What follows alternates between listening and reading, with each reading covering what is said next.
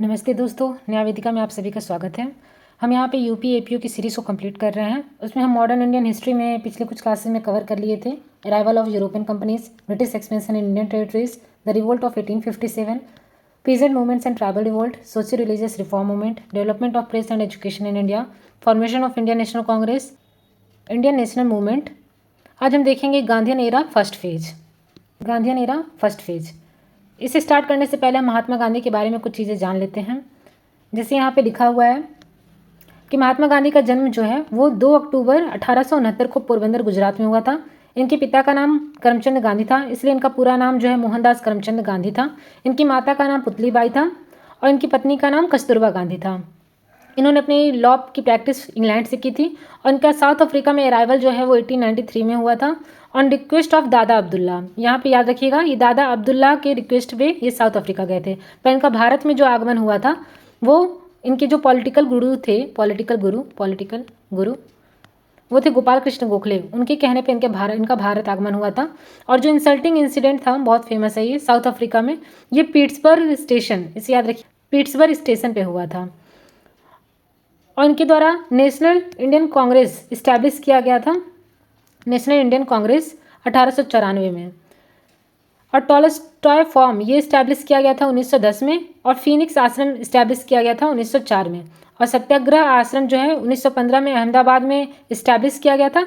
बाद में देखिए इसे शिफ्ट कर दिया गया था 1917 में on the banks of Sabarmati river, जिसे अब साबरमती आश्रम के नाम से जाना जाने लगा। इनके कुछ प्रमुख मैगजीन्स की बात करें तो वो थी इंडियन ओपिनियन, यंग इंडिया और हरिजन और नवजीवन, ये उनकी कुछ मैगजीन है। इसमें याद रखिएगा कि इंडियन ओपिनियन साउथ अफ्रीका से पब्लिश किया गया था और यंग इंडिया जो है इंडिया का मैगजीन था। इसके establishment of Indian women's association की बात करें, इन्होंने इंडियन वुमेन्स एसोसिएशन भी इस्टेब्लिश किया था, जिसका डेट इंपॉर्टेंट है 1917 में। और इनका बर्थ डेट है 2 अक्टूबर, उसको यूनेस्को ने इंटरनेशनल नॉन वायलेंस डे कहा था, अहिंसा दिवस, क्योंकि इनका ये प्रिंसिपल था सत्याग्रह और अहिंसा, 2 प्रिंसिपल थे। तो उसमें अहिंसा दिवस को सेलिब्रेट करने के लिए उनके जो बर्थ डेट है गांधी जयंती, जिस दिन सेलिब्रेट किया जाता है world wide international non violence day के रूप में। हम देखते हैं गांधीयन एरा, तो हम इसे पहले समझ लेते हैं। अगर हम गांधीयन एरा की बात करें, गांधीयन एरा तो ये मेनली रहा था 1915 से लेके 1947 तक। और यहीं पर जो भी चीज़ें जो है सिविल डिसोबीडियंस मूवमेंट से पहले की हैं, लगभग 1920 तक के टाइम की, यानी कि 1915 से लेके 1922 तक की, तो इस टाइम पीरियड को हम लोग फर्स्ट फेज़ के नाम से जानते हैं, गांधीयन एरा का फर्स्ट फेज़। और इस टाइम पीरियड को, इसके बाद के टाइम पीरियड को, जो कि 1923 से लेकर 1947 तक का है, गांधीयन एरा सेकेंड फेज़ के नाम से जानते हैं। सेकेंड फेज़ हम आगे की क्लासेस में कवर करेंगे। आज हम देखने वाले हैं फर्स्ट फेज़। यहाँ पे हम देखते हैं कि 9 जनवरी 1915 को महात्मा गांधी जो है वो भारत आए थे। आफ्टर 21 ईयर्स, मतलब साउथ अफ्रीका जाने के 21 साल बाद जो है महात्मा गांधी जो है भारत आए थे। और इन्होंने साउथ अफ्रीका, जो कि उस टाइम पे एक कॉलोनियल कंट्री हुआ करता था, तो वहाँ पे कुछ प्रयोग किए थे, अपने कुछ एक्सपेरिमेंट्स किए थे, उनकी कुछ रणनीति रही थी जिससे वो यहाँ के लोगों को कुछ लाभ देने में समर्थ रहे थे। यहाँ पे कुछ अपने एक्सपेरिमेंट्स के द्वारा यहाँ के लोगों का कुछ भला कर पाए थे। तो वो कुछ एक्सपेरिमेंट्स थे, जैसे कि सत्याग्रह करना। उन्होंने देखा जो सत्याग्रह हमारी स्ट्रेटजी है वो काम करती है। दूसरा उन्होंने देखा मास मोबिलाइजेशन, किसी भी आंदोलन को सफल बनाने के लिए मास मोबिलाइजेशन होना जरूरी होता है। और उन्होंने देखा एक मोरल फोर्स ओवर वायलेंस, कि वायलेंस से चीज़ें और बिगड़ती हैं। अगर हम मोरल फोर्स, कुछ नैतिक जो है बाध्यकारी बल अपनाने की कोशिश करेंगे तो उससे जो है हम किसी भी चीज़ में सफल हो सकते हैं। तो उन्होंने, जब उनका भारत आगमन हुआ, गोपाल कृष्ण गोखले ने उन्हें आमंत्रण दिया था। अगर हम देखें महात्मा गांधी के पॉलिटिकल गुरु के बारे में, महात्मा गांधी पॉलिटिकल गुरु, ये भी कई बार प्रश्न पूछा जाता है कि महात्मा गांधी का पॉलिटिकल गुरु कौन था, तो वो थे गोपाल कृष्ण गोखले।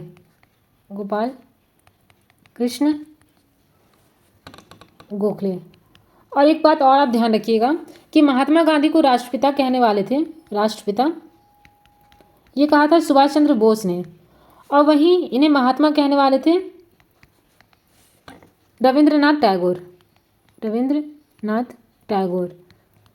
टैगोर ने ही भारत का जो है राष्ट्रगान जनगण मन लिखा है।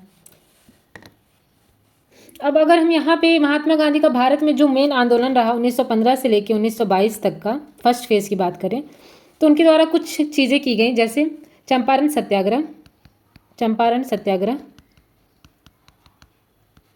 जो कि 1917 में बिहार में उन्होंने स्टार्ट किया था, बिहार। और दूसरा हम देखें तो वो था खेड़ा सत्याग्रह, खेड़ा सत्याग्रह जो कि 1918 में गुजरात से शुरू किया गया था, गुजरात। तीसरा है अहमदाबाद मिल स्ट्राइक, अहमदाबाद मिल स्ट्राइक जो कि 1918 में गुजरात में ही किया गया था, गुजरात। चौथा हम देखेंगे रोलेट एक्ट, रोलेट एक्ट का सत्याग्रह इसके विरोध में किया गया था। और इसी में हम देखते हैं जलियांवाला बाग हत्याकांड, जलियांवाला बाग नरसंहार, ये 1919 में हुआ था, अप्रैल 1919 में जलियांवाला बाग मैसाकर हुआ था। उसके बाद हम देखते हैं खिलाफत इशू, खिलाफत, खिलाफत इशू एंड अलायंस, अलायंस जो कि जिसका टाइम पीरियड है 1919 से लेके 1920 तक। उसके बाद है non cooperation movement, non cooperation movement, इसका टाइम पीरियड हम देखते हैं 1920 से लेके 1922 तक। और इसी में हम लास्ट में देखते हैं चौरी चौरा इंसिडेंट, चौरी चौरा इंसिडेंट। तो आज के सेशन में हम ये सारी चीज़ें कंप्लीट करेंगे। यहाँ पे देखिए, यहाँ पे थोड़ा सा गांधी जी का जो फेस चल रहा था वो कोऑपरेशन की तरफ था, कि हम जो ब्रिटिश शासन है, ब्रिटिश सत्ता है, उससे कोऑपरेशन करके चल सकते हैं। पर जब उन्होंने देखा कि जलियांवाला बाग नरसंहार हुआ था तो उसमें अंग्रेजों की प्रवृत्ति उन्हें समझ में आई। उसके बाद उन्होंने नॉन कोऑपरेशन मूवमेंट स्टार्ट किया। अब हमें कोऑपरेशन से नहीं चलना है, अब हमें अपना स्वराज चाहिए, अब हमें स्वाधीनता चाहिए, अब कोऑपरेशन से काम नहीं चलेगा। अब हम एक एक करके देख लेते हैं चीज़ों को। पहला है चंपारण सत्याग्रह, चंपारण सत्याग्रह। चंपारण सत्याग्रह को हमने पीजेंट मूवमेंट में भी देखा था। ये 1917 में बिहार में से किया गया था। और इस चंपारण सत्याग्रह के लिए महात्मा गांधी को बुलाया गया था राजकुमार शुक्ल के द्वारा, राजकुमार शुक्ल। इन्होंने महात्मा गांधी को आमंत्रित किया था क्योंकि उस समय आप जानते हैं कि एक तिनकठिया प्रथा चलती थी, तिनकठिया प्रथा, जिसे मैंने आपको पहले ही बताया था, तिनकठिया। तो इसमें क्या होता था कि अंग्रेज जो है वो ऐसी पॉलिसी लाए थे कि आपको 3/20 भाग पे, अपने लैंड के 3/20 भाग पर जबरन आपको नील की खेती करवाते थे, कि नील की खेती की जाए, क्योंकि ये एक जो है कैश क्रॉप था और इससे जो है अंग्रेजों को बहुत लाभ मिलता था। पर इससे ज़मीन की जो उर्वरा शक्ति थी वो ख़त्म हो जाती थी और इससे जो है फूड शॉर्टेज भी हो गया था, हमने देखा था। तो इन सब को देखते हुए महात्मा गांधी को राजकुमार शुक्ल ने आमंत्रित किया था और महात्मा गांधी ने पहला जो है, ये महात्मा गांधी का पहला सफल सत्याग्रह माना जाता है, फर्स्ट सत्याग्रह, जो कि सफल भी हुआ था सत्याग्रह। और यहीं पे हम देखते हैं कि महात्मा गांधी को महात्मा की जो उपाधि है, जो हम देखे थे पहले, महात्मा जो है कहा था वो रविन्द्रनाथ टैगोर ने, रविन्द्रनाथ टैगोर ने महात्मा की उपाधि दी थी, रविन्द्रनाथ टैगोर। तो इसके विरोध में नील की खेती जो 3/20 भाग पे की जाती थी, इसके विरोध में चंपारण सत्याग्रह किया गया था। अब अगर हम दूसरे सत्याग्रह की बात करें तो वो था खेड़ा सत्याग्रह, खेड़ा सत्याग्रह, जो कि 1918 में गुजरात में किया गया था, गुजरात। यहाँ पे हमें सबसे पहली बार नॉन कोऑपरेशन एलिमेंट भी देखने को मिलता है। फर्स्ट नॉन कोऑपरेशन एलिमेंट, इसमें मेन इशू था उस समय गुजरात के कुछ एरिया में फ्लड और ड्रॉट के कारण, फ्लड एंड ड्रॉट के कारण उतना उपज नहीं हो पाया था।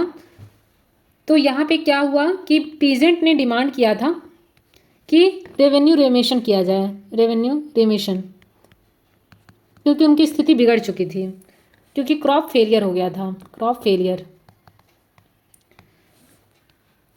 और यहाँ पे गवर्नमेंट जो थी, जो ब्रिटिशर्स इस टाइम पे गवर्नमेंट थे, तो उन्होंने फुल रेमेशन के लिए रिफ्यूज़ कर दिया, फुल रेमेशन रिफ्यूज़ तो इसी के विरोध में जो है महात्मा गांधी, मैं एम के गांधी लिख दे रही हूँ, एम के गांधी और वल्लभ भाई पटेल ने मिलकर ऑर्गेनाइज किया था no tax campaign, no tax campaign. और इसका आउटकम ये निकला, आउटकम कि गवर्नमेंट को सस्पेंड करना पड़ा revenue collection from poor peasants. तो ये इसका आउटकम था कि रेवेन्यू कलेक्शन को उन्होंने सस्पेंड कर दिया फ्रॉम पुअर पीजेंट्स। और इसका अगर हम सिग्निफिकेंस देखें, तो वो ये था कि इस सत्याग्रह ने एक नया जो है कैंपेन स्टार्ट कर दिया था, वो था नो टैक्स कैंपेन। आज से पहले इस तरह का कोई कैंपेन नहीं हुआ था, तो इसने एक इंट्रोड्यूस किया नो टैक्स कैंपेन। और हम यहाँ देखते हैं कि इसने एक रूरल एरिया इसमें भी एक सत्याग्रह की जो है लॉ जला दी थी। अब हम तीसरे अगर हम स्ट्राइक की बात करें तो वो था अहमदाबाद मिल स्ट्राइक, जो कि 1918 में गुजरात में हुआ था, 1918 में गुजरात। यहाँ पे एक चीज़ ध्यान रखिएगा कि अहमदाबाद मिल स्ट्राइक ही वो स्ट्राइक था जिसमें महात्मा गांधी ने पहली बार हंगर स्ट्राइक किया था। ये भी कई बार क्वेश्चन पूछा गया है कि हंगर स्ट्राइक जो है वो महात्मा गांधी ने कब किस में किया था, तो वो था अहमदाबाद मिल स्ट्राइक। इसमें फर्स्ट टाइम महात्मा गांधी ने हंगर स्ट्राइक किया था। इसका अगर हम इशू देखें तो इसमें मेन इशू था कि जो मिल के मालिक होते थे, ओनर होते थे, उन्होंने प्लेग बोनस जो है वो कैंसिल कर दिया था, प्लेग बोनस उसे कैंसिल कर दिया था और वर्कर को अब वो नहीं दे रहे थे। तो वर्कर्स ने स्ट्राइक की, वर्कर्स स्ट्राइक, और ओनर्स ने जो है डिमांड को जो है वो रिफ्यूज़ कर दिया पूरी तरह से। तो यहाँ पे जो है बाद में गांधी जी ने जब फास्ट किया था, गांधी जी फास्ट, तो ओनर जो है 35% वेज इंक्रीज करने के लिए वो मान गया था, इंक्रीज वेज। और हम यहाँ अगर सिग्निफिकेंस की बात करें, सिग्निफिकेंस इसका क्या रहा, तो वो हम देख ही रहे हैं कि इसने एक पावर को शो किया कि अगर हम मोरल प्रेशर देते हैं किसी चीज़ पे, मोरल प्रेशर, क्योंकि उन्होंने बस हंगर स्ट्राइक ही किया था पर वो मोरल प्रेशर का काम किया, तो इससे भी चीज़ें आसान हो सकती हैं। और उसने एक इंडस्ट्रियल वर्कर्स के लिए भी एक नए आंदोलन की नींव रखी कि इंडस्ट्रियल वर्कर्स भी अपने यूनियन बना करके अपने साथ होने वाली जो भी जातियां हैं या फिर जो भी उनके साथ खराब व्यवहार किया जा रहा है उसके विरोध में वो आंदोलन कर सकते हैं, वो भी मोरल प्रेशर डाल करके। तो ये इसका सिग्निफिकेंस था। अब हम तीसरे जो है आंदोलन की बात करें तो वो रिलेटेड है रोलेट एक्ट से। रोलेट एक्ट की बात करें तो इसे जो है मार्च 1919 में लाया गया था, मार्च 1919 में, जिसे इंडियंस जो है ब्लैक एक्ट का नाम दिए थे, ब्लैक एक्ट। क्योंकि ये जो एक रोलेट एक्ट था, इससे बोला जाता था ना अपील, ना दलील और ना वकील का कानून, ना वकील का कानून। क्योंकि अगर इसमें आपको सजा दे दी जाती थी, इसमें अगर आपको आरोपी बना दिया जाता था, एक्यूज मान लिया जाता था, तो आपका कोई अपील नहीं हो सकता था, किसी प्रकार का आप दलील नहीं रख सकते थे और कोई भी वकील नहीं रख सकते थे। रोलेट एक्ट के अंतर्गत विदाउट ट्रायल सेडिशन के आरोप में किसी भी व्यक्ति को 2 साल के लिए डिटेंशन में रखा जा सकता था। तो इस रोलेट एक्ट का बहुत ज़्यादा विरोध हुआ। इसमें हम देखते हैं कि गांधी जी ने यहाँ पे 6 अप्रैल 1919 को एक नेशन वाइड जो है हड़ताल घोषित कर दिया था, हड़ताल। और इसी के विरोध में हम देखते हैं कि पंजाब में सैफुद्दीन किचलू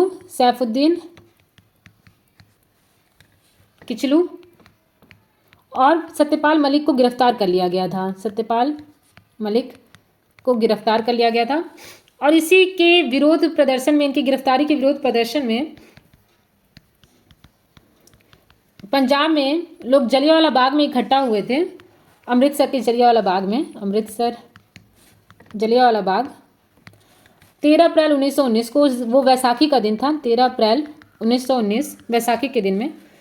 और ये लोग पूरी तरह से जो है निहत्थे होकर के प्रोटेस्ट बस कर रहे थे, अपनी मांगे यहाँ रख रहे थे कि रूलेट एक्ट की क्या खामियां हैं। और ये जो है सैफुद्दीन किचलू और जो सत्यपाल मलिक थे उनकी गिरफ्तारी का भी विरोध कर रहे थे। तो ये जो जलियांवाला बाग था, ये चारों तरफ से जो है इसमें भी आने जाने का रास्ता नहीं था, बस एक ही जगह से यहाँ पे एंट्री का रास्ता था और यहाँ पे एक बीच में कुआं था।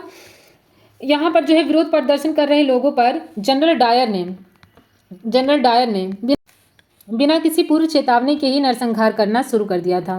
नरसंहार, काफ़ी लोग तो यहाँ से भागने का प्रयत्न कर रहे थे पर भाग नहीं पाए, तो कुछ लोग तो कुएं में ही कूद गए थे और वहाँ उनकी मौत हो गई थी और बाकी लोगों को इसने जो है नरसंहार करके मार डाला था। और हम देखते हैं कि इसी नरसंहार के जांच के लिए एक कमेटी बनाई गई थी जिसे हंटर कमेटी के नाम से जानते हैं, हंटर कमेटी, और जिसने जो है जनरल डायर को निर्दोष मान लिया था कि जनरल डायर निर्दोष है। और इसी के विरोध में हम देखते हैं कि रविन्द्रनाथ टैगोर ने, ये भी क्वेश्चन कई बार पूछा गया है कि रविन्द्रनाथ टैगोर ने नाइटहुड की उपाधि जो है वो किस घटना से जो है आक्रोशित होकर के त्याग दी थी, तो वो थी नाइटहुड की उपाधि। और वो जलियांवाला बाग हत्याकांड से जो है वो पूरी तरह से उनका अंग्रेजों पर से विश्वास उठ चुका था, इसलिए उन्होंने अपनी नाइटहुड की उपाधि जो है वो त्याग दी थी। और हम यहाँ पे शंकरन नायर को देखते हैं, शंकरन नायर, जिन्होंने वायसराय एग्जीक्यूटिव काउंसिल थी, एक वायसराय एग्जीक्यूटिव काउंसिल वहाँ से इस्तीफा दे दिया था, रिजाइन दे दिया था। इन्हीं पे जो केसरी 2 मूवी है वो बनाई गई है सर शंकरन नायर पे। ये एक इंडियन लॉयर थे जिन्होंने जलियांवाला बाग हत्याकांड पे जो है ट्रायल जब चला था तो उस पर जो है इन्होंने पैरवी की थी। अब हम देखते हैं इसका इम्पैक्ट। इसके इम्पैक्ट की बात करें तो इस मैसिव आउटरीच हुआ जलियांवाला बाग हत्याकांड के बाद, मैसिव आउटरीच, और इसने एक चीज़ कर दिया कि जो फेथ अभी भी थोड़ा बहुत बना था ब्रिटिश जस्टिस सिस्टम पे, वो पूरा फेथ जो है वो एंड हो चुका था, ब्रिटिश जस्टिस एंड। और महात्मा गांधी जो अभी भी कहीं ना कहीं कोऑपरेशन को लेकर चल रहे थे, अब उनका कोऑपरेशन पूरी तरह से शिफ्ट हो चुका था नॉन कोऑपरेशन मूवमेंट पे। अब वो पूरी तरह से चाह रहे थे कि अब हम किसी प्रकार का कोऑपरेशन लेके नहीं चलेंगे, अब हम नॉन कोऑपरेशन मूवमेंट स्टार्ट करेंगे। यहीं पे हमें ये भी एक और आंदोलन हुआ था जिसे ध्यान में रखना जरूरी है, वो था खिलाफत आंदोलन, खिलाफत इशू एंड अलायंस, जो कि हुआ था 1919 से लेकर 1920 के बीच में। खिलाफत आंदोलन के अगर बैकग्राउंड की बात करें तो सन 1919 ईस्वी में फर्स्ट वर्ल्ड वॉर एंड हुआ था, फर्स्ट वर्ल्ड वॉर एंड, और इसमें तुर्की की हार हुई थी, जिसके कारण जो है इस्लाम धर्म का जो सर्वोच्च पद होता था खलीफा, इस पद को जो है समाप्त कर दिया गया था। इसी के विरोध में जो है ये आंदोलन किया गया था, खिलाफत आंदोलन, और इसके लिए एक अखिल भारतीय खिलाफत कमेटी भी बनाई गई थी, भारतीय खिलाफत कमेटी, जिसके हेड जो थे वो, ये भी क्वेश्चन कई बार पूछा गया है कि अखिल भारतीय खिलाफत कमेटी के हेड कौन थे, तो वो महात्मा गांधी थे, महात्मा गांधी। और इसी के बाद हम देखते हैं कि 1920 ईस्वी में असहयोग आंदोलन स्टार्ट हुआ था, नॉन कोऑपरेशन मूवमेंट। अब हम आते हैं नॉन कोऑपरेशन मूवमेंट पे। नॉन कोऑपरेशन मूवमेंट, यहाँ पे एक चीज़ ध्यान रखिएगा कि खिलाफत मूवमेंट ने हिंदू मुस्लिम को एक कर दिया था, हिंदू मुस्लिम एकता इसमें दिखती है, हिंदू मुस्लिम, तो देखते हैं हिंदू मुस्लिम जो यूनिटी थी वो पीक पे थी। अगर हम नॉन कोऑपरेशन मूवमेंट की बात करें तो इसे 1 अगस्त 1920 को स्टार्ट किया गया था ऑफिशियली। ये हम पहले भी देख चुके हैं कि 1 अगस्त 1920 में 2 सेशन हुए थे, जिसमें कलकत्ता में एक स्पेशल सेशन हुआ था, कलकत्ता। इसके जो है हेड थे वो लाला लाजपत राय, और यहीं पे इसके लिए परमिशन ग्रांट की गई थी नॉन कोऑपरेशन मूवमेंट के लिए। ये हम पहले देख चुके हैं जब हम कांग्रेस का जो है सारा अधिवेशन देख रहे थे, इंडियन नेशनल कांग्रेस का। यहाँ पे एक पॉइंट याद रखिएगा कि नॉन कोऑपरेशन मूवमेंट के दौरान ही महात्मा गांधी जो ने केसरी हिंद की उपाधि मिली थी, केसरी हिंद, इस उपाधि का त्याग किया था। ये भी क्वेश्चन कई बार पूछा गया है कि केसरी हिंद की उपाधि का त्याग जो है वो महात्मा गांधी ने किस आंदोलन के तहत किया था, तो नॉन कोऑपरेशन मूवमेंट होगा। अब अगर हम इसके मेन ऑब्जेक्टिव्स की बात करें, नॉन कोऑपरेशन मूवमेंट के ऑब्जेक्टिव्स, तो वो हम देखते हैं जो जलियांवाला बाग हत्याकांड हुआ था उसका रिड्रेसल ये लोग चाहते थे, जलियांवाला बाग हत्याकांड। दूसरा था रूलेट एक्ट को रिवोक करना, रूलेट एक्ट। और अटेन स्वराज, ये देखिए ये इंपॉर्टेंट था। अब ये लोग स्वराज की मांग कर रहे थे, अटेन स्वराज, सेल्फ रूल। और उनका मेथड्स की अगर हम बात करें तो मेन मेथड्स था वो पीसफुल था और नॉन वायलेंट था, नॉन वायलेंट, जिसमें हम देखते हैं कि इन्होंने सरेंडर किया था टाइटल्स एंड ऑनर्स को, सरेंडर टाइटल एंड ऑनर्स, और बैकआउट करना बहुत सारी चीज़ों को, जैसे government schools, colleges courts, legislature, इन सबको बाइकआउट करना। या फिर बाइकआउट फॉरेन क्लॉथ, ये हमने देखा था स्वदेशी मूवमेंट में भी ये चीज़ें की गई थी, बाइकआउट फॉरेन क्लॉथ। उसके बाद है नो टैक्सेस की कैंपेन स्टार्ट किए गए थे कुछ एरियाज़ में। और इसमें हमें एक चीज़ और देखने को मिलता है, मास पार्टिसिपेशन। इसे गली गली से लोग जो है इसमें पार्टिसिपेट किए थे, स्कूल कॉलेजेस सब जगह से लोग पार्टिसिपेट कर रहे थे। लॉयर्स ने अपनी प्रैक्टिस जो है वो सस्पेंड कर दी थी, यहाँ तक कि महिलाओं ने भी इसमें बढ़ चढ़ के हिस्सा लिया था। अब अगर हम नॉन कोऑपरेशन मूवमेंट के जो विड्रॉल की बात करें, इसे क्यों वापस ले लिया गया था, तो वो हम देख लेते हैं। विड्रॉल 1921-22 में ये अपनी चरम सीमा पे था। बाद में हम देखते हैं एक चौरी चौरा इंसिडेंट हुआ, चौरी चौरा इंसिडेंट 4 फरवरी 1922 को गोरखपुर ज़िले में। इसमें मॉब्स ने एक पुलिस स्टेशन को जला दिया था, पुलिस स्टेशन को बर्न कर दिया था, और इसमें 22 पुलिसमैन की मृत्यु हो गई थी, 22 पुलिसमैन किल्ड, 22 पुलिसमैन किल्ड। और इसी को देखते हुए महात्मा गांधी ने 12 फरवरी 1922 ईस्वी को जो है इसे हिमालयन ब्लंडर कहा, और कहा कि इस अब हमें नॉन कोऑपरेशन मूवमेंट को स्टॉप कर देना चाहिए, क्योंकि अब ये वायलेंस का रूप ले चुका है, हिमालयन ब्लंडर कहा। और यही हम देखते हैं कि बाद में मार्च 1922 में महात्मा गांधी को जेल हो गई थी, और 6 साल की उन्हें सेंटेंस दी गई थी जेल की। यानी कि हमने आज देखा है कि कुछ की टीचिंग्स थे जो कि महात्मा गांधी के थे। पहला, सत्याग्रह इनकी फिलॉसफी थी, सत्याग्रह और अहिंसा, ये इनका कोर प्रिंसिपल था। और ये जो भी आंदोलन करते थे उसे मास बेस बनाना चाहते थे कि इसमें हर वर्ग के लोग, चाहे महिलाएं हों, चाहे एलिट हों, चाहे पुअर्स हों, वो सब लोग इसमें पार्टिसिपेट कर सकें। यानी कि वो वुमेन्स, मुस्लिम, पीजेंट्स, वर्कर्स, एलिट क्लास सबको लेके साथ में चलना चाहते थे। और वहीं अगर हम देखें जो हिंदू मुस्लिम यूनिटी है वो भी हमें इनके आंदोलन में देखने को मिलती है, हिंदू मुस्लिम यूनिटी। और यहाँ पे हम एक बड़ी चीज़ ये देखते हैं, महात्मा गांधी के आने से क्या हुआ कि अभी तक जो पेटिशन बेस्ड चीज़ें चल रही थी, पेटिशन और कॉन्स्टिट्यूशनल मेथड जो कि इंडियन नेशनल कांग्रेस चलाई जा रही थी, वो शिफ्ट हुआ अब धीरे धीरे बाइकॉट एंड डायरेक्ट एक्शन, ये चीज़ हमें शिफ्ट होती हुई दिखी। और इसका आउटकम ये निकला कि अब जो है मास अवेकनिंग हो चुकी थी, मास अवेकनिंग।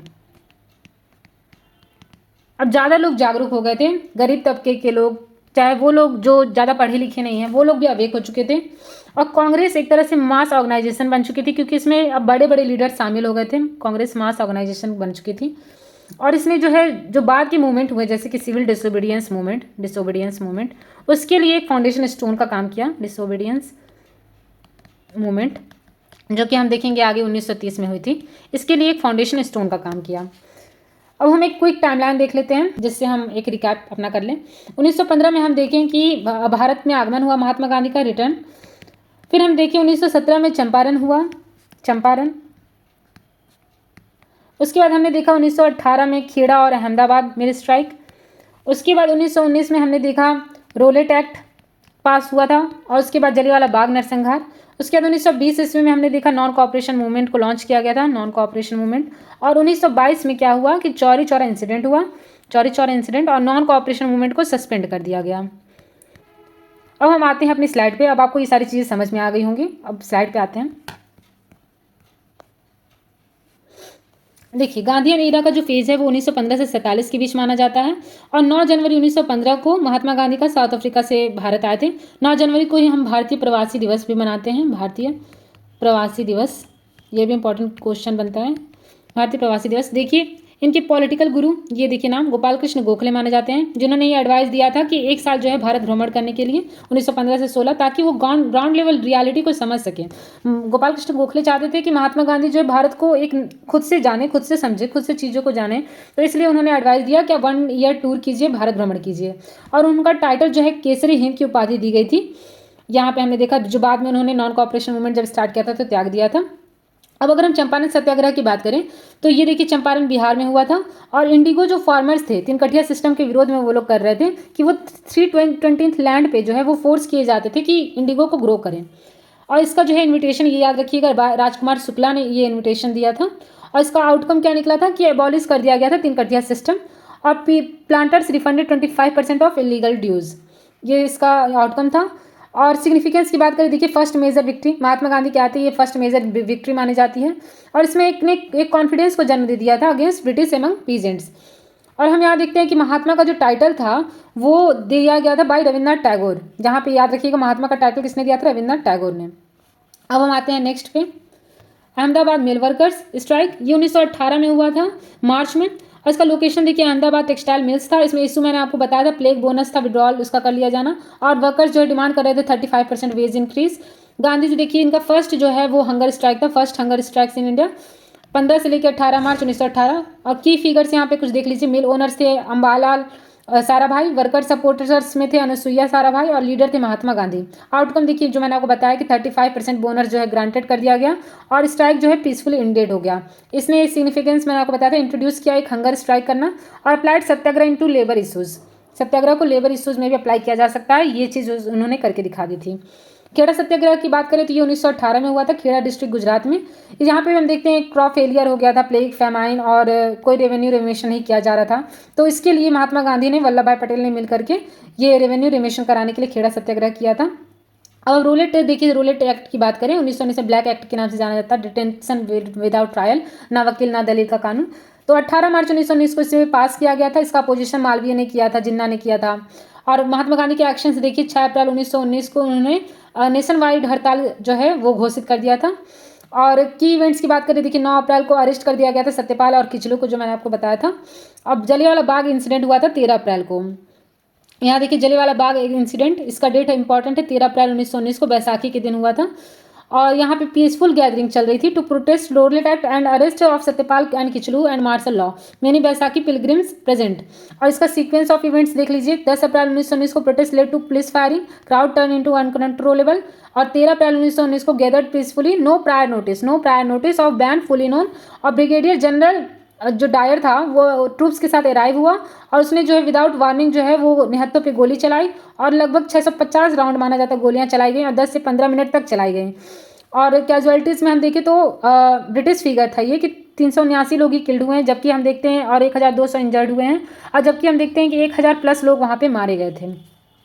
और यहाँ पे एक चीज़ और इम्पॉर्टेंट है, ये भी एक मूवी में ही दिखाया गया था कि उधम सिंह ने असैसिनेट किया था, सरदार उधम सिंह पे मूवी बनी थी कि उन्होंने, वो गए थे जो है ब्रिटेन जनरल ओडायर को मारने, जिन्होंने ये गोलियां चलाई थी जलियांवाला बाग मैसेकर पे। पर उधम सिंह ने गलती से असैसिनेट कर दिया था माइकल ओडायर को, जिसके कारण उन्हें जो है वो सेंटेंस दिया गया था। अगर हम जलियांवाला बाग मैसाकर के रिएक्शन की बात करें तो यहाँ पे देखिए, जो एंड्रयूज थे उन्होंने इसे डेलिब्रेट ब्रूटल मर्डर कहा था। रविन्द्रनाथ टैगोर ने जो अपनी नाइटहुड की जो उपाधि थी उसे त्याग दिया था। गांधी जी जो है वो पूरी तरह से केसरी हिंद का जो टाइटल था वो लौटा दिया था। और शंकरन नायर ने वायसराय एग्जीक्यूटिव काउंसिल से रिजाइन दे दिया था। और माइकल ओडायर ने डायर को प्रेस किया था और कहा था कि ये lion of the British empire है। ये भी इंपॉर्टेंट पॉइंट है कि माइकल ओडायर ने ही प्रेस किया था डायर को और कहा था lion of the British empire. और ये भी इंपॉर्टेंट है यहाँ पे कि केसरी हिंद की उपाधि जो है वो महात्मा गांधी ने त्यागी थी और नाइटहुड की उपाधि ये भी त्याग दिया गया था। और यहीं से उनका जो शिफ्ट हो गया था नॉन कॉपरेशन मूवमेंट पे। अब उनकी आइडियोलॉजी जो है कॉपरेशन ना रह के नॉन कॉपरेशन हो गई थी। यहाँ पे हंटर कमेटी, एक जांच इंक्वायरी कमेटी लाई गई थी जलियांवाला बाग मैसाकर को देखने के लिए, जिसे फॉर्म किया गया था अक्टूबर 1919 में। इसके चेयरमैन लॉर्ड विलियम हंटर थे, इन्हीं के नाम पे हंटर कमेटी इसका नाम बना। ये उसे कुछ की मेंबर्स है जिनका नाम इंपॉर्टेंट नहीं है। और इन्होंने रिपोर्ट दी थी और कंडेम्ड किया था डायर सेक्शन को पर कोई भी वार्निंग फॉर नो वार्निंग और prolonged firing, call it a mistaken concept of duty. पर और यहाँ अगर हम आउटकम देखें तो देखिए no major punishment for Dyer, ये था इसका आउटकम, कोई भी मेजर पनिशमेंट नहीं दिया गया था। और इसकी रिपोर्ट में भी हम देख चुके हैं, बस इसके एक्शन को, डायर के एक्शन को क्रिटिसाइज़ किया गया था। अब हम खिलाफत मूवमेंट की बात करें, ये मैंने आपको बता ही दिया है कि जो खलीफा का पोस्ट था उसे समाप्त कर दिया गया था, उसके विरोध में किया गया था। इससे कुछ की लीडर्स थे जैसे मोहम्मद अली, शौकत अली, इसे अली ब्रदर्स भी कहा जाता है, अली बंधु, अली ब्रदर्स। और इसका फॉर्मेशन हम देखते हैं यहाँ पे ऑल इंडिया खिलाफत कमेटी फॉर्म की गई थी मार्च 1919 में बॉम्बे में। और इसी के हेड जो हैं वो प्रिसाइडेड बाय महात्मा गांधी, महात्मा गांधी ही इसके हेड बनाए गए थे। और इसने जो है हिंदू मुस्लिम यूनिटी को जो है वो सब जो है लीड किया। यहाँ देखते हैं कि इसके बाद ही हमें हिंदू मुस्लिम यूनिटी जो है इसमें चरम सीमा पर दिखाई दी। अब हम आते हैं नॉन कॉपरेशन मूवमेंट पर। तो ये देखिए, इसे गांधी जी द्वारा अनाउंस किया गया था 1 अगस्त 1920 ईस्वी में। और इससे जो है लिंक किया जाता है कि बाल गंगाधर तिलक के डेथ के बाद जो है नॉन कॉपरेशन मूवमेंट स्टार्ट किया गया था। और इसका अप्रूवल देखिए स्पेशल जो कलकत्ता सेशन हुआ था, इसमें लाला लाजपत राय जो है वो प्रिसाइडेड ओवर कांग्रेस सेशन। तो यहाँ पे इसे मेन अप्रूवल दिया गया था। बाद में इसे फुली इंडोर्स कर दिया गया था नागपुर सेशन, क्योंकि हम देखते हैं कि 1920 ईस्वी में 2 सेशन हुए थे। और जो नागपुर सेशन हुआ था उसके जो है हेड थे सी विजय राघवाचारी, जिसके बारे में हमने देखा था इंडियन नेशनल कांग्रेस के सेशंस में। उसके बाद की फीचर्स की बात करें, इसमें हमने आपको बताया boycott British goods, schools, courts, titles, elections, promote khadi, swadeshi, ये सारे इनके की फीचर्स थे। और तिलक स्वराज फंड लॉन्च किया गया था 1921 में। और यहाँ पे देखिए हम देखते हैं कि फरवरी 1922 ईस्वी में गांधी जी ने कॉल ऑफ कर दिया था चौरी चौरा इंसिडेंट के बाद में नॉन कॉपरेशन मूवमेंट को। यहाँ पे देखिए चौरी चौरा इंसिडेंट दिया गया है, जो कि 4 फरवरी 1922 ईस्वी में चौरी चौरा गोरखपुर में हुआ था, जो कि उत्तर प्रदेश डिस्ट्रिक्ट में पड़ता है। यहाँ पे हम देखते हैं क्लैश हुआ था, नॉन कॉपरेशन के कुछ वॉलंटियर्स थे और पुलिस थे। तो यहाँ पे 22 पुलिसमैन को जो है माना जाता है कि पुलिस चौकी में जब आग लगी थी तो उससे 22 पुलिसमैन जो है वो मर गए थे। तो गांधी जी का यही रिस्पॉन्स था कि उन्होंने इसे हिमालयन ब्लंडर बाय पीपल नाम दिया चौरी चौरा इंसिडेंट को, और नॉन कॉपरेशन मूवमेंट को जो है आगे बढ़ाने से मना कर दिया था। और यहीं पे हम देखते हैं सस्पेंशन अनाउंसमेंट जो है, ये भी इंपॉर्टेंट है, याद रखिएगा कि जो सस्पेंशन का अनाउंसमेंट था वो 12 फरवरी 1922 को बारदोली गुजरात से किया गया था। ये जगह इंपॉर्टेंट है कि बारदोली गुजरात से नॉन कॉपरेशन मूवमेंट को सस्पेंड किया गया था। अब यहाँ देखते 10 मार्च 1922 ईस्वी को महात्मा गांधी को अरेस्ट कर लिया गया था, और 18 मार्च 1922 ईस्वी को इन्हें 6 साल की जो है इम्प्रिजनमेंट दे दी गई थी under section 124A of IPC। तो इसके बाद हम देखते हैं कि फरवरी 1924 को ही उन्हें जेल से रिहा कर दिया गया था उनके अपेंडिक्स के सर्जरी के कारण। और यहाँ पे देखिए सुभाष चंद्र बोस का एक व्यूज़ था, ये भी कई बार पूछा जाता है कि उन्होंने कहा था कि जो ये नेशनल कॉपरेशन को विड्रॉ करना एक नेशनल कैलेमिटी थी और कुछ नहीं, ये सुभाष चंद्र बोस के कथन थे। तो यहाँ पे देखिए मैंने मैप के माध्यम से आपको बता दिया है, ये था आपका चौरी चौरा इंसिडेंट यहाँ पे, और ये था चंपारण में आपको बताया बिहार में, चौरी चौरा गोरखपुर में, अमृतसर पंजाब में आपका जलियांवाला बाग मैसाकर हुआ था, खेड़ा, दांडी और ये अहमदाबाद, ये तीनों गुजरात के थे, ये भी मैंने आपको बताया था। अब हम देख लेते हैं कुछ प्रीवियस ईयर क्वेश्चन को। तो सबसे पहले हम जो प्रीवियस ईयर क्वेश्चन है यूपी एपीओ के और यूपी पीसीएसए के, हम वो क्वेश्चन देख लेते हैं। इसमें पूछा गया है कि who among the following first use the term Swaraj. तो ये हमने पहले भी डिस्कस कर चुके हैं हम कि इसका जो फर्स्ट यूज़ था वो दादा भाई नौरोजी ने किया था। और ये जो हम देखते हैं कि आईएनसी का जो सेशन हुआ था, आईएनसी का जो 1906 में सेशन हुआ था कलकत्ता में, यहाँ पे इस शब्द का सबसे पहली बार प्रयोग दादा भाई नौरोजी ने किया था। दूसरे क्वेश्चन पे आते हैं, the word Satyagraha was given by. तो सत्याग्रह का सबसे पहला प्रयोग महात्मा गांधी ने किया था, ये भी हम देख चुके हैं। उसके बाद है in which chronological order the following events took place. तो यहाँ पे हमें सबसे पहले देखने को मिलता है कि चंपारण सत्याग्रह हुआ था 1917 में, 1917 में चंपारण सत्याग्रह। उसके बाद हम देखते हैं कि रोलेट एक्ट आया फरवरी 1919 में, फैब 1919, और इसी के विरोध में जलियांवाला बाग मैसाकर हुआ 13 अप्रैल 1919 को, 13 अप्रैल 1919। और उसके बाद चौरी चौरा इंसिडेंट हुआ था जो कि था 5 फैब 1922 को। तो इसका सही क्रम हो जाएगा DCBA, ये इसका सही क्रम है। नेक्स्ट क्वेश्चन की तरफ आते हैं। इसमें पूछा गया है with reference to the Vaikom satyagraha which statement is correct. ये भी यहाँ पे ध्यान रखिएगा कि जो वायकॉम सत्याग्रह है ये जो है 1924 से 25 के बीच में त्रावणकोर केरल में हुआ था। इसका याद रखिएगा, तो 1924 से लेके 25 तक यहाँ पे केरल में इसे आयोजित किया गया था वायकॉम सत्याग्रह को। और इसका जो है मेन जो है मोटिव था जो अनटचेबिलिटी वहाँ पे प्रैक्टिस में थी, अनटचेबिलिटी, इससे जो है ख़त्म करना, इसे एंड करना, इसके विरोध में किया गया था। और ये त्रावणकोर से स्टार्ट किया गया था, ये चीज़ सही है, पर ये साल्ट टैक्स के लिए नहीं किया गया था, ये अनटचेबिलिटी से रिलेटेड है। तो यहाँ पे केवल 1 ऑप्शन जो है वो सही हो जाएगा। यहाँ पे यही पूछा है Vaikom Satyagraha was mainly a protest थी अगेंस्ट अनटचेबिलिटी था। उसके बाद हम देखते हैं Gandhi ji suspended the non cooperation movement because of. तो ये भी हमने देखा है कि जो चौरी चौरा इंसिडेंट था उससे जो है आहत होकर के महात्मा गांधी ने नॉन कॉपरेशन मूवमेंट को सस्पेंड कर दिया था। उसके बाद the twin principle of Mahatma Gandhi Ram राज्य वर, वो राम राज्य का दो प्रिंसिपल था, ट्रुथ और नॉन वायलेंस, यानी कि जो राम राज्य की प्राप्ति दो माध्यम से की जा सकती है, एक था सत्याग्रह या फिर सत्य और प्लस अहिंसा नॉन वायलेंस, ये दो जो है उनके मीडियम्स थे, टूल्स थे, मेथड्स थे। उसके बाद in which of the following railway station of South Africa Mahatma Gandhi was thrown out of the train, तो ये भी मैंने आपको बताया कि जो पिट्सबर्ग जो रेलवे स्टेशन था वहाँ से उन्हें जो है फेंक दिया गया था, जिससे जो है महात्मा गांधी जो है अब समझ गए थे कि अब अंग्रेजों के खिलाफ जो है वो आंदोलन हमें करना चाहिए साउथ अफ्रीका में। नेक्स्ट क्वेश्चन की तरफ आते हैं। इसमें पूछा गया है कि which one of the following sessions of Indian National Congress was for the first time attended by Mahatma Gandhi, तो ये महात्मा गांधी के द्वारा फर्स्ट जो अटेंड किया गया था वो था कलकत्ता सेशन 1901, ये हमने इंडियन नेशनल कांग्रेस के सेशन में पढ़ा था, तो ये भी इंपॉर्टेंट पॉइंट है।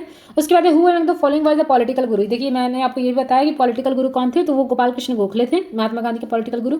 उसके बाद which one of the following satyagraha was not led by Mahatma Gandhi, तो हमने देखा कि क्विट इंडिया मूवमेंट जो हमारी क्लासेस में देखेंगे इसे भी लेड किया गया था महात्मा गांधी के द्वारा। सिविल डिसोबीडियंस मूवमेंट ये भी हम आगे देखेंगे, ये भी महात्मा गांधी द्वारा लेड किया गया था। खेड़ा सत्याग्रह भी महात्मा गांधी द्वारा, पर ये बारदोली जो था ये सरदार वल्लभ भाई पटेल द्वारा आयोजित किया गया था, तो यहाँ पे बारदोली इसका सही आंसर हो जाएगा। उसके बाद who was the first person to call Mahatma Gandhi father of nation, देखिए मैंने आपको बताया था father of nation Subhas Chandra Bose ने कहा था महात्मा गांधी को, और महात्मा कहा था रविन्द्रनाथ टैगोर ने। फिर after returning from South Africa Gandhi ji launched his first successful satyagraha in, देखिए महात्मा गांधी जैसे साउथ अफ्रीका से आए थे उन्होंने चंपारण सत्याग्रह था इसे लॉन्च किया था। यहाँ पे देखिए चंपारण में जो तिनखटिया सिस्टम था उसके विरोध में किया गया था, 320th लैंड पे ये किया गया था, ये भी क्वेश्चन बना हुआ है। और ये भी क्वेश्चन है कि चंपारण जो है वो किसके लिए था, तो इंडिगो वर्कर के जो प्रॉब्लम्स थे उनके लिए था। और तिनकटिया जो है वो डिस्ट्रिक्ट चंपारण इवेंट, इसमें पूछा है कि उसका क्या मतलब था, तो ये cultivation of Indigo by the peasant on 320th of part of land, ये देखिए फिर से क्वेश्चन है। और तिनकटिया कानून के बारे में फिर से पूछा गया था, चंपारण इंडिगो नील, ये भी देखिए वही क्वेश्चन है। तो उसके बाद यहाँ पे पॉलिटिकल गुरु, और यहाँ पे पूछा गया है कि 1 ईयर जो उन्हें घूमने का भारत भ्रमण का जो एडवाइस था वो किसने दिया था, तो ये भी मैंने आपको बताया कि गोपाल कृष्ण गोखले ने ही एडवाइस दिया था। और चंपारण में उन्हें आंदोलन करने के लिए बुलाने वाले कौन थे, वो थे राजकुमार शुक्ल, ये भी मैंने आपको बताया, इसे भी क्वेश्चन बना हुआ है। उसके बाद है when was the Rowlatt act passed, तो ये डेट भी आपके लिए इंपॉर्टेंट है, रूलेट एक्ट को 1919 में पास किया गया था, ये क्वेश्चन देख लीजिएगा। उसके बाद है in whose viceroyalty was the Rowlatt Act pass, तो ये इंपॉर्टेंट है, ये याद रखिएगा। लॉर्ड चेम्सफोर्ड उस टाइम पे वायसराय थे, कई बार वायसराय का नाम भी पूछ लिया जाता है। जो चीज़ें मैं आपको अगर स्लाइड में नहीं मिल पाता तो क्वेश्चन के माध्यम से कवर कराने की कोशिश करती हूँ, इसलिए क्वेश्चन भी मैं उस तरह से लेती हूँ जो कि इंपॉर्टेंट हो और जो आपके स्लाइड में ना दिया हो, तभी यहाँ पे क्वेश्चन के माध्यम से वो चीज़ें कवर हो जाएँ। उसके बाद which important event immediately preceded Jallianwala Bagh massacre, Jallianwala Bagh massacre हम देखते हैं कि ये जैसे ही रूलेट एक्ट पास हुआ था उसके बाद ये जो है इसे जलियांवाला बाग जो है मैसेकर हुआ था।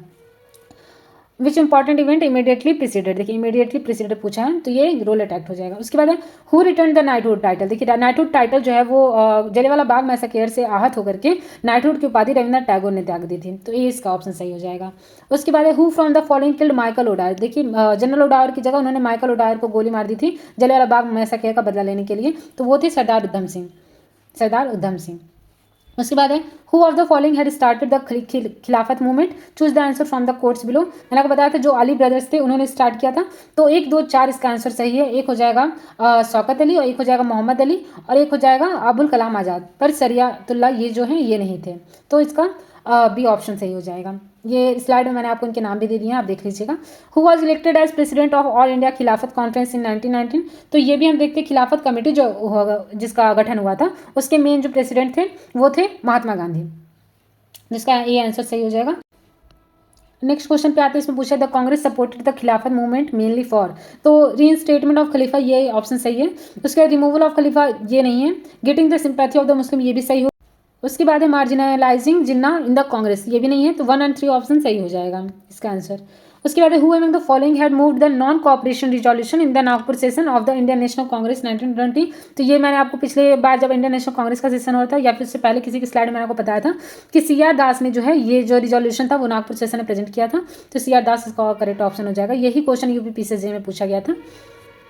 नेक्स्ट क्वेश्चन की तरफ आते हैं, इसमें पूछा गया था first mass movement launch by Mahatma Gandhi, Mahatma Gandhi ये माना जाता है नॉन कोऑपरेशन मूवमेंट को कि ये फर्स्ट मास मूवमेंट था। उसके बाद which one of the following was not a cause for starting for non cooperation movement, तो हम यहाँ देखते हैं कि नॉन कोऑपरेशन मूवमेंट का एक ये भी था नॉन क्वेश्चन ऑफ खिलाफत, और एट्रोसिटीज़ इन पंजाब जो हम जलियांवाला बाग कांड हुआ था उस वो और रोलेट एक्ट, ये तीनों से जो है कहीं ना कहीं इंस्पायर था नॉन कॉपरेशन मूवमेंट, पर इस सॉल्ट लॉ ये नहीं था, तो ये इसका ऑप्शन बी सही हो जाएगा। यहाँ पे भी देखिए कई बार इससे क्वेश्चन बना है कि नॉन कॉपरेशन मूवमेंट जो है कब स्टार्ट किया गया था, तो 1920 में मैंने आपको बताया। उसके बाद इसमें लिखा है with the failure of 1919 reforms to meet the aspirations of Indians the Indian National Congress sought swaraj and self government under the leadership of, ये भी हमने देखा है कि 1920 में जो नॉन कॉपरेशन मूवमेंट हुआ था उसके मेन लीडर महात्मा गांधी थे। और to attain swaraj in year, ये भी हमने बताया कि एक साल के अंदर स्वराज को प्राप्त करना था, वो था नॉन कॉपरेशन मूवमेंट के अंतर्गत। और देखिए कई बार डेट पूछा जाता है कि चौरी चौरा जो एपिसोड था, इंसिडेंट था, वो कब हुआ था, तो इसका जो है डेट था 4 फरवरी 1922। उसके बाद Mahatma Gandhi suspended the non cooperation movement because, ये भी मैंने आपको बताया कि जो चौरी चौरा इंसिडेंट हुआ था, the violence incident in Chauri Chaura, इसी कारण सस्पेंड कर दिया गया था। उसके बाद who wrote to the Mahatma Gandhi that it was a ruthless waste when foreign clothes were burned, ये भी मैंने आपको बताया कि ये किसने कहा था कि फॉरेन क्लोथ्स वर बर्न्ड, ये एक रूथलेस एक्ट था, तो ये था रविन्द्रनाथ टैगोर का कहना था। उसके बाद हम देखते हैं the title given by the British government to Mahatma Gandhi which he surrender during the non cooperation movement, तो ये भी हमने देखा है कि केसरी हिंद की जो उपाधि दी गई थी ब्रिटिशर्स के द्वारा महात्मा गांधी को, ये उन्होंने उसका त्याग कर दिया था नॉन कॉपरेशन मूवमेंट के दौरान। तो ये हमने देख लिया है सारे PYQs को जो कि गांधीयन एरा फर्स्ट फेज से रिलेटेड है। नेक्स्ट सेशन में हम यहाँ पे आप कवर करेंगे फेज ऑफ नेशनल पॉलिटिक्स को। अगर आपको हमारी ये क्लासेज अच्छी लगती हों और आपको चीज़ें समझ में आ रही हों तो न्याय वेदिका के इस चैनल को लाइक शेयर और सब्सक्राइब करना ना भूलिएगा। और आपका जो भी ओपिनियन है, सजेशन है, आप उसे कमेंट बॉक्स में लिख सकते हैं। और हाँ, डिस्क्रिप्शन बॉक्स में हमारा टेलीग्राम लिंक है, आप उसे ज्वाइन कर लीजिएगा। यहाँ पे हमने ये जो जिस स्लाइड से मैं आपको यहाँ पढ़ाती हूँ उस स्लाइड को हमने लॉन्च कर दिया था कल ही। और ये हमारा वेदिका कैप्सूल है जिसके माध्यम से हम यहाँ पे अपनी क्लासेस करते हैं, ये वो स्लाइड है। अगर आपको ये चाहिए होगा तो आप इस व्हाट्सएप नंबर पे हमें कांटेक्ट कर लीजिएगा। ये आपको बस 49 रुपीज़ में दिया जा रहा है। और इसमें आपको क्या क्या मिलेगा, तो ये जो हम यहाँ पे PYQ डिस्कस करते हैं वो PYQs की आपको PDF दे दिए जाएंगे। जैसे जैसे आगे ये क्लासेस चलेंगी उस हिसाब से आपको PDF प्रोवाइड कराते जाएंगे। और इससे पहले के जितने भी हो चुकी हैं क्लासेस उसकी PDF दे दिए जाएंगे, ये आपके फ्री में अवेलेबल है। और आपका वेदिका कैप्सूल इसकी प्राइस 49 रुपीज़ है। इसमें टोटल 58 पेजेस हैं जो इसके बारे में डिटेल में हम यहाँ पर चर्चा करते हैं। तो अगर आपको स्लाइड चाहिए होगी तो आप इस व्हाट्सएप नंबर पर कॉन्टैक्ट कर लीजिएगा। थैंक यू सो मच, मिलते हैं नेक्स्ट सेशन में।